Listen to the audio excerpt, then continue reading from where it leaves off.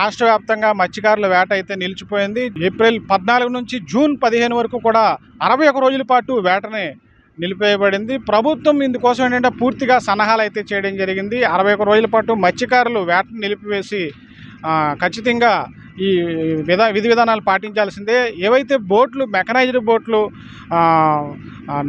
మర బోట్లతో పాటు మరో ఇతర బోట్లు కూడా వేటకు వెళ్లకుండా నిషేధించడం అయితే జరిగింది. ఇక్కడ ఉన్నటువంటి 1900 పైగా విశాఖ ఫిషింగ్ హార్బర్లో ఉన్నటువంటి బోట్లన్నింటినీ కూడా తీరానికి చేరడం అయితే జరిగింది. మనకు ఇక్కడ విజువల్లో క్లియర్గా తెలుస్తుంది. మొత్తం బోట్లన్నీ కూడా తీరానికి చేరుకున్నాయి.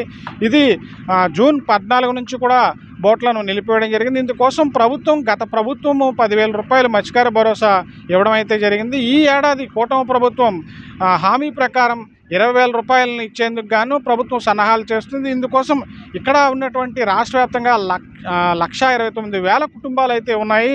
ఇందుకోసం 2,59,00,00,000 నిధులను అయితే విడుదల చేయడం జరిగింది. ఈ విడుదల చేసినటువంటి నిధులు ఏవైతే ఉన్నాయో మత్స్యకార కుటుంబాలకు ఒక్కొక్కరికి 20,000 రూపాయల చొప్పున ఇవ్వాల్సి ఉంటుంది. ఇప్పుడు ఇంచుమించుగా చాలామందికి ఇది చేరలేదు. ఇదొక ప్రధాన సమస్యగా మారింది.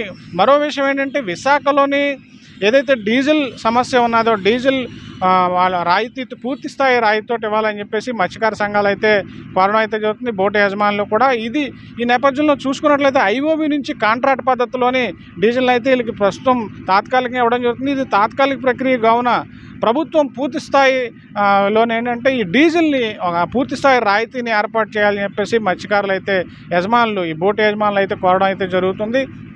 మొత్తంగా 61 రోజుల పాటు ఏదైతే వేటను నిలిపివేయడం జరుగుతుందో రాష్ట్ర వ్యాప్తంగా మత్స్యకారులంతా కూడా ఏవైతే బోట్లు ఉన్నాయో ఫిషింగ్ హార్బర్స్లోనే నిలిపివేయడం అయితే జరిగింది. విశాఖలో చూసుకున్నట్లయితే 2,000 కుటుంబాలకు పైగా ఉన్నటువంటి ఈ మత్స్యకారులంతా కూడా ఈ 61 రోజులు కాస్త ఇబ్బంది పడే పరిస్థితి ఉన్నది. మత్స్యకారులు ఏదో ఒక పని చేసుకుంటూ జీవనాధారాన్ని చేసుకోవాలని పరిస్థితి ఏర్పడిందని చెప్పేసి మత్స్యకారులు అయితే చెప్పడం జరుగుతుంది. అయితే ప్రధానంగా ఇక్కడ ఉన్నటువంటి స్థానిక సంఘాలు, మత్స్యకార అసోసియేషన్లు కూడా వీళ్ళకి ఎంతో కొంత ఒక భరోసాని ఇచ్చేందుకు ఏదో ఒక ఆర్థిక సహాయం కానీ లేదంటే సరుకులను పంపిణీ చేయడం కానీ చేయడం అనేది మనం ఎప్పటికప్పుడే చూస్తున్నాము. అయితే ఇది వీరికి సరిపోని పరిస్థితి.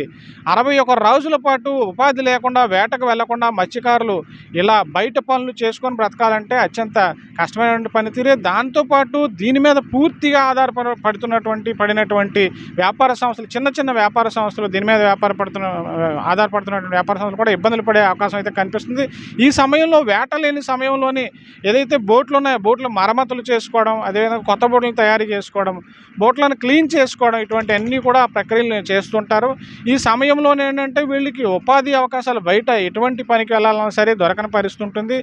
వారి కుటుంబాలు జీవనాధారం ఏదైతే దీనిపై ఆధారపడి ఉన్నారో కుటుంబాలు అన్నీ కూడా ఇబ్బంది పడుతుంటాయి. మత్స్యకార అసోసియేషన్లు వీళ్ళని ఆదుకోవాలని పరిస్థితి కూడా ఉన్నది. ప్రభుత్వం ఏదైతే 20,000 రూపాయలని వీళ్ళకి మత్స్యకార భరోసా కింద ఇస్తామని చెప్పేసి కూటమి ప్రభుత్వం ఎన్నికల ముందు వీళ్ళకి ఒక హామీని అయితే ఇవ్వడం జరిగింది. ఆ హామీని నిలబెట్టుకున్నందుకు ప్రభుత్వం విడుదల చేయడం అయితే నిధులు చేసింది. కానీ ఇంతవరకు కూడా ఎవరికి కూడా భరోసా 20,000 రూపాయలు అందలేదు.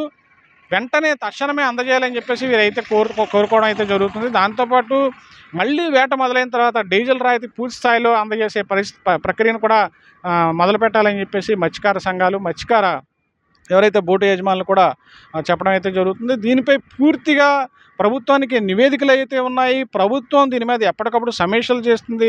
దేశవ్యాప్తంగా చూసుకున్నట్లయితే ఆంధ్రప్రదేశ్ 2వ స్థానంలో ఉంది.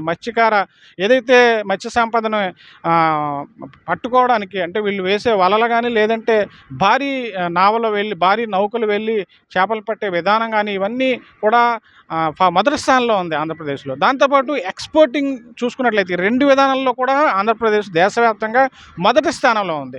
దాంతోపాటు ఫిషింగ్ ప్రాసెసింగ్ ఏదైతే ఉన్నదో దేశవ్యాప్తంగా 2వ స్థానంలో ఉంది.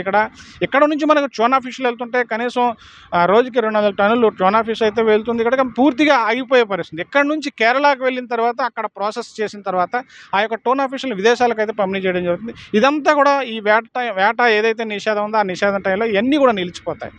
పూర్తిగా విదేశీ ద్రవ్యోల్బణం తగ్గిపోతుంది. మనకి వచ్చేటటువంటి ఆంధ్రప్రదేశ్‌కి వచ్చే ఆదాయం కూడా తగ్గిపోతుంది. అయితే ఇది తప్పనిసరి పరిస్థితి. ఈ 61 రోజులు కూడా ఏదైతే బోట్లను నిలిపివేస్తారో వేట నిషేధం ఉన్నదో, ఈ సమయంలోని చేపలన్నీ కూడా వాటి యొక్క సంతానోత్పత్తిని పెంచుకోవడం కోసం గుడ్లను పొదుగుతాయి. ఈ గుడ్లను పెట్టడం, గుడ్లను పొదగడం, ఈ ప్రక్రియ అంతా కూడా ఈ 61 రోజులు ఒక సీజనల్‌గా ప్రతి సంవత్సరం కూడా జరుగుతుంది. దీనిని తప్పించుకునే వీలు లేదు. ఖచ్చితంగా మత్స్యకారులు ఈ సమయంలోని ఖాళీగా ఉండాల్సిందే. ఏదైనా పని చేసుకొని ఇతరత్రా ఉపాధి మార్గాలను ఎంచుకోవాల్సిందే. ఈ పరిస్థితిని ఏంటంటే మరి ప్రత్యామ్నాయం లేనటువంటి పరిస్థితి.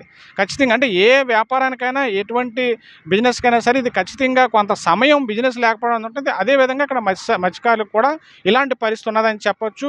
అయితే దీని మీద ఎక్కువగా ఆదాయం తీసుకునేందుకు రాష్ట్ర వ్యాప్తంగా కానీ, అటు దేశవ్యాప్తంగా కానీ మత్స్య సంపదతోటి అత్యధికమైన లాభదాయక వ్యాపారాలను చేసేందుకు ప్రపంచవ్యాప్తంగా ఎక్స్పోర్ట్ చేస్తూ వీటి నుంచి అదనపు ఆదాయం సాధించేందుకు ప్రత్యేకంగా సమీక్షలు జరుగుతున్నాయి. అదేవిధంగా ఏంటంటే ఈ ఫిషింగ్ కార్పొరేషన్స్ కూడా ఏర్పాటు చేయడం జరుగుతుంది. రీసెంట్గా అమరావతిలోని ఫిషింగ్ కార్పొరేషన్ ఒక బిల్డింగ్‌ని అయితే లాంచ్ చేయడం జరిగింది. ఆంధ్రప్రదేశ్ మొదటి స్థానంలో ఉంది. దీన్ని మరింత ఉధృతిగా, మరింత లాభసాటిగా మార్చుకోవడం కోసం ప్రభుత్వం అయితే సన్నాహాలు చేస్తుంది. దీనికోసం ఎప్పటికప్పుడు సమీక్షలు కూడా నిర్వహించడం అయితే జరుగుతుంది. కెమెరామెన్ స్వామితో శ్రీధర్, జీటీఎన్ న్యూస్, విశాఖపట్నం నుంచి.